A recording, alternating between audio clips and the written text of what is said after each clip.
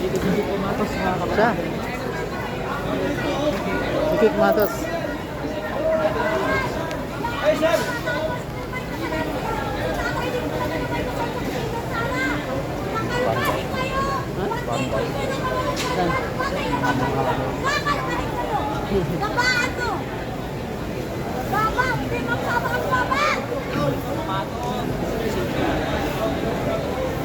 Idol. Asan si Baron? Tao lang po. Concerned citizen. Ayan. Tao lang po. Okay. Ayun po. So, ito po ang update natin ngayon. Maraming salamat.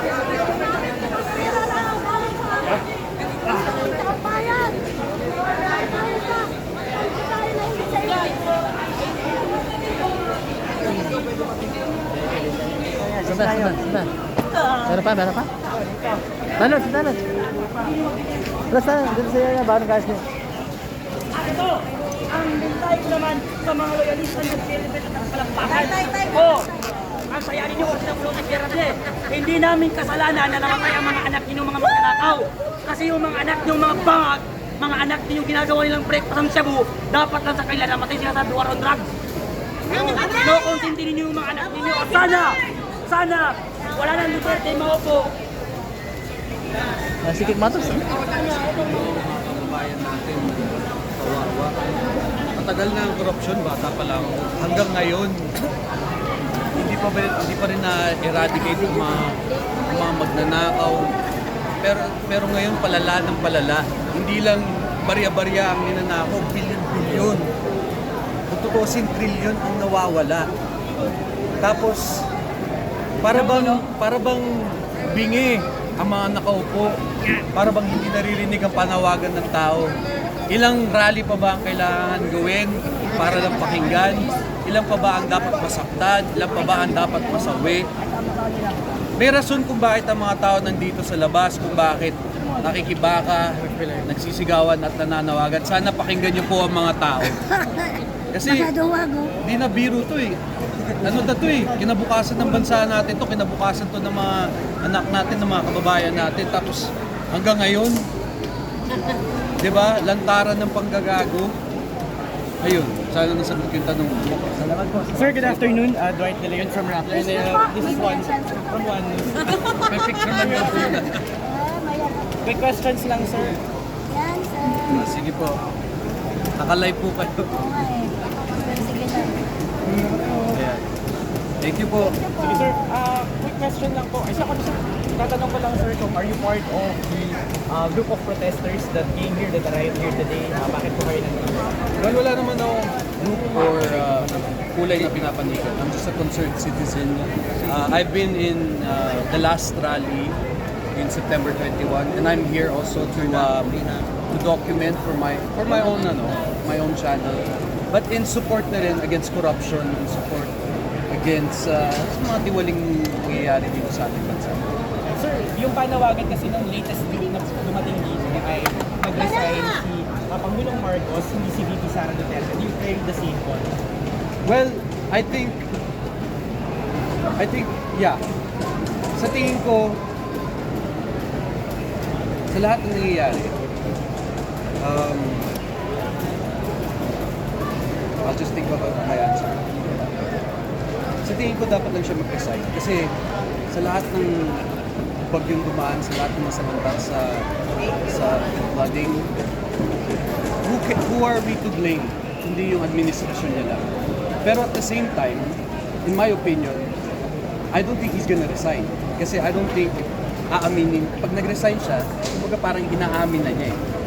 So ang tingin ko pag-asa na lang natin is to wait out these 2 years for the next election. And sa inyong palagay, VP Sara Duterte, should nag-resign? Ganun po ba inyong pananaw? I can't say much about VP Sara, but ang opinion ko is pag siya ang naging presidente, I'm sure ipapakulong niya ang lahat ng involved dito sa flood control scandal. Sir, you said here na pumunta po kayo dito as a concerned citizen. Would you say that also came here as a content creator? Do you plan to vlog about this? Yes, at the same time. Kayo na pa, sir. Maraming Thank you, salamat. thank you. Napapanood ko yung videos mo. Sir, pwede bang may nilagay ng video for future reference na?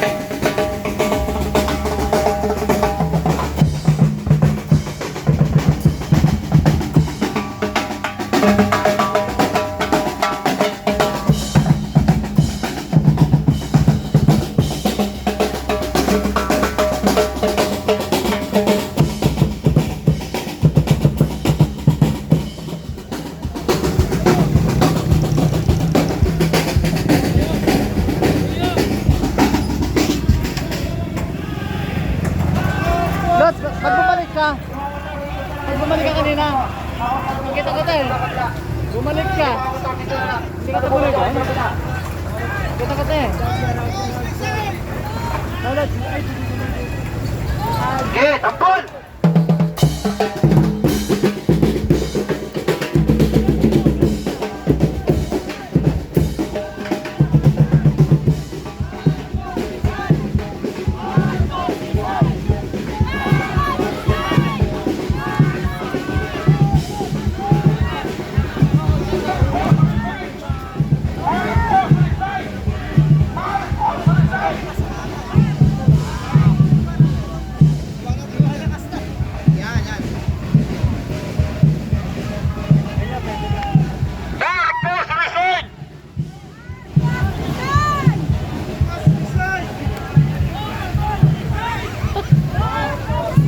Lods, parang nagigil ka na ha. Ah.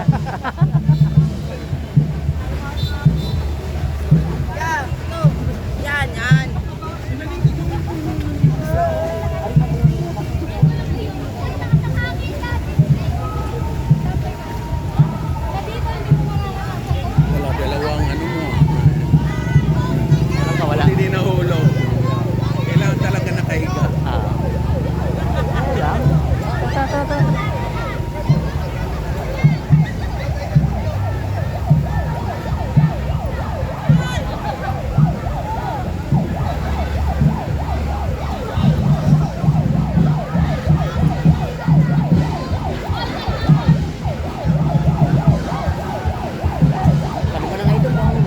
Ha? Viral yan, Lods. Ah, wala pa. Dumating na, November 10. Oh, lupit ah. Ah, dumating na. Nakikita ko yung mga upload. Dumating na. Kung ah, ayaw dumating ng ano eh. Ayaw dumating. Ah, tara.